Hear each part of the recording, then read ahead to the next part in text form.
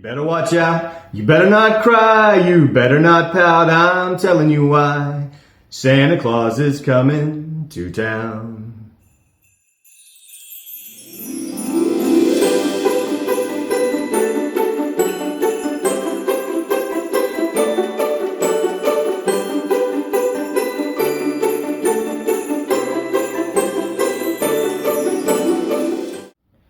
Welcome to Silva Speaks. I'm Captain Silva, and I want to thank you for joining me today. My message is very clear. Don't miss it. Don't miss what? Don't miss Christmas. I mean, guys, it's right around the corner. Just mere days away from Christmas morning.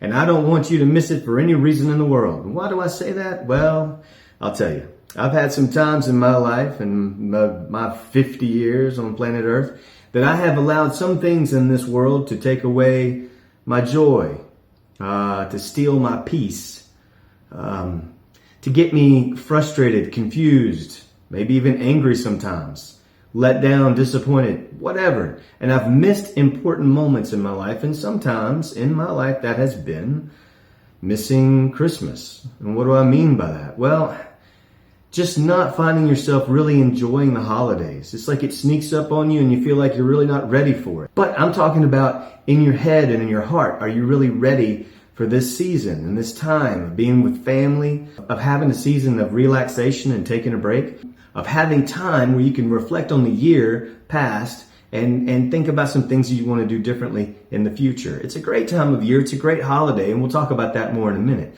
But before I go into this video any further, what I'd like to do is take you on a little walk with me. See, about a week and a half, 2 weeks ago, I walked through the Abilene Zoo here in Abilene, Texas. And they've got all kinds of lights. It's all decorated out for Christmas there at the zoo. And I walked through it at nighttime. And I just wanted to show you guys some of the lights, and I wanted to play some Christmas music. So I hope this kind of sets the tone even more for this video. I'll be back in just a moment.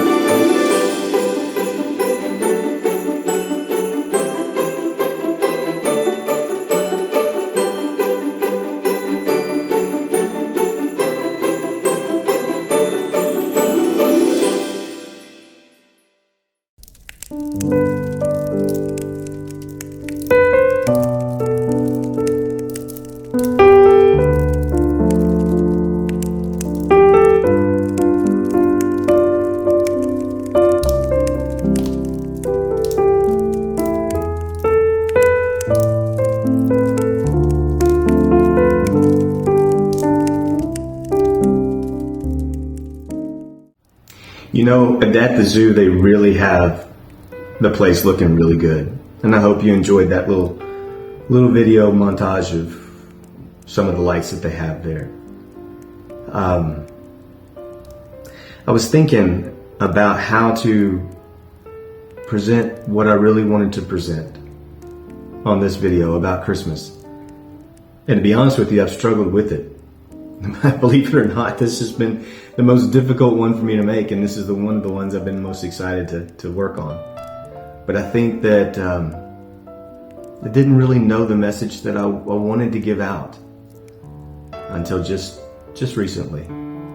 I think some of you may know that I'm a counselor and I work with students and families. And I was talking to one of my kids last week. He's 9 years old and he's got a brother that's 6. He and his brother were pulled from his biological parents' house because they were not being taken care of like they should be. Let's leave it at that. And so they got placed with an elderly foster couple. Well, I say elderly. They're not really elderly. They're in their 60s, I believe. But they got placed with the foster couple. And I got to tell you, these boys took to that family right away. This old man and his wife, I mean, these two brothers, they just gelled right away. And it didn't take long at all for them to feel like they were at home. When they went home to their home, it didn't take long for them to start calling the foster parents mom and dad. Not long at all. And these are really two really sweet boys. But they just never had a stable home before. So anyway, the parents, the foster parents, and the boys have gotten so close that the foster parents decided, you know what? I think we should adopt them. Let's make them officially part of our family. And so they've been working on that, and they're real close. I mean, they're real close to getting that process done. They're just about done. And so me and the older brother, we were talking the other day, and for one reason or another, we were working on some of the heavier stuff, some of the stuff that he's been through in his past, some of the things that he endured that were very difficult, and some of the memories that he has of that, and how we're trying to process that and work through that and get to a place where he feels he can let go of some of that. Anyway, so it turned out to be a much more serious session than I ever meant for it to be. But that's okay. He needed to talk about it and needed to get some of that out. And that's fine. That's fine. But I looked down at my watch and I realized, we're running out of time. And I was thinking to myself, I want to end this on a good note. You know, usually what I tell my students is, all right, we're just about out of time. Tell me something good. We got to end on a good note. You tell me something good and I'll tell you something good. But instead of that line, I said, you know what? I tell you what, why don't you tell me what you want most for Christmas this year? And I was thinking that he would say something that I might have said when I was his age, like a new BMX bike, a new 22 rifle, something like that. Maybe a new jam box for you Gen Xers out there. That's right. I remember my first jam box, dude. It was awesome. But he didn't say anything like that. I realized I was thinking way too shallow. His first response, he said, I want the best Christmas for me and my brother. And he said, wait, no. Hang on. I know exactly what I want for Christmas. And so I said, well, okay, what's that? He said, I want to be adopted by Christmas Day.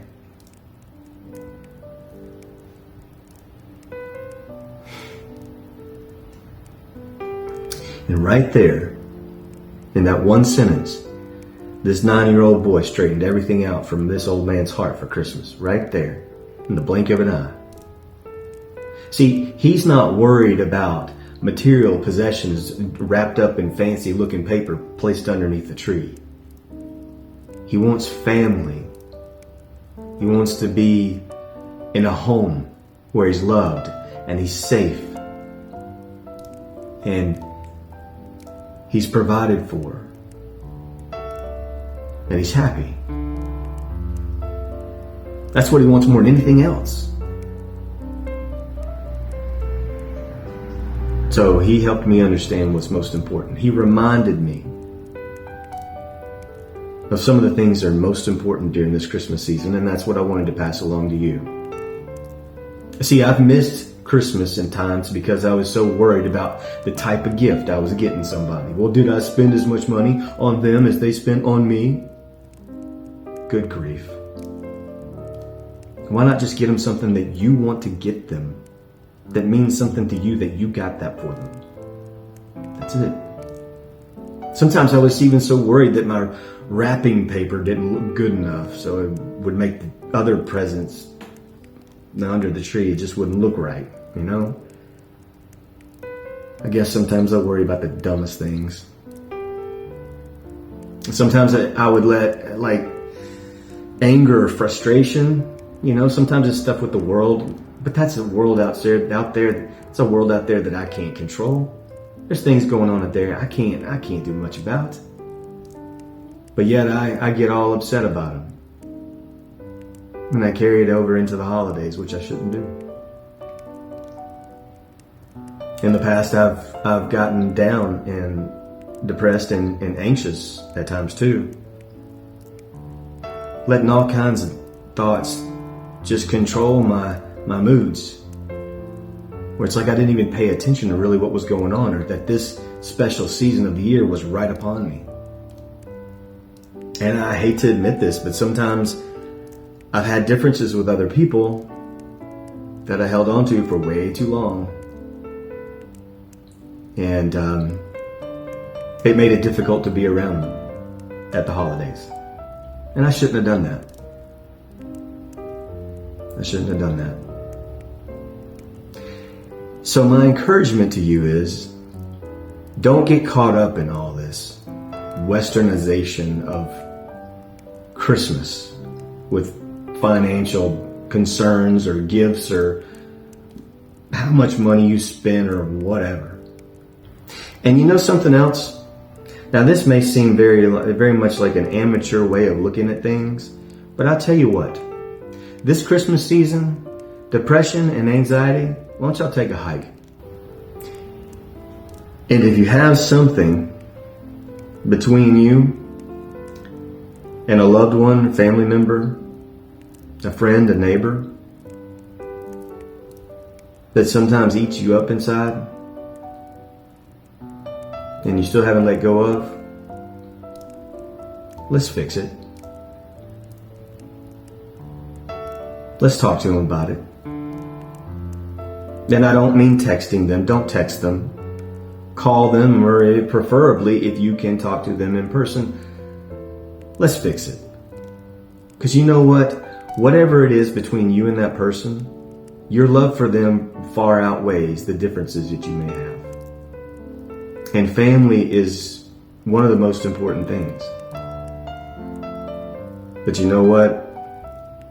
You know what's more important than family? Your faith.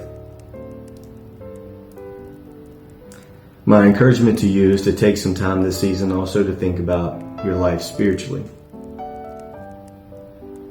How are you and God doing right now? Has He heard from you? And have you listened to Him? See, the real reason that we celebrate at this time of the year is because of the work that Christ did. He chose. Jesus Christ, the King of Kings and Lord of Lords, He chose to leave heaven and come down to this earth and live like you and me. He taught us how to live and He taught us how to die. He taught us how to love, and He showed us the resurrection, which gives us hope at the end of our life. So, my question to you is, When was the last time you and God talked? Maybe it'd be a good time this Christmas season to give him a call. At any rate, I don't want you guys to miss Christmas. I want your hearts to be full of love, to be full of peace and full of joy. I want you to soak up all those family memories that we make at this time of the year. I want you to bust out the board games and the card games and sit around the table and talk and have fun and goof off and just enjoy the time.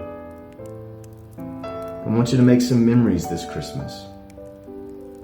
I want you to be able to relax this Christmas. I don't want you to miss it. Well, thank you for joining me today. And I want to say a very Merry Christmas to you all. Keep the faith. Run the race. God bless. And we'll see you next time.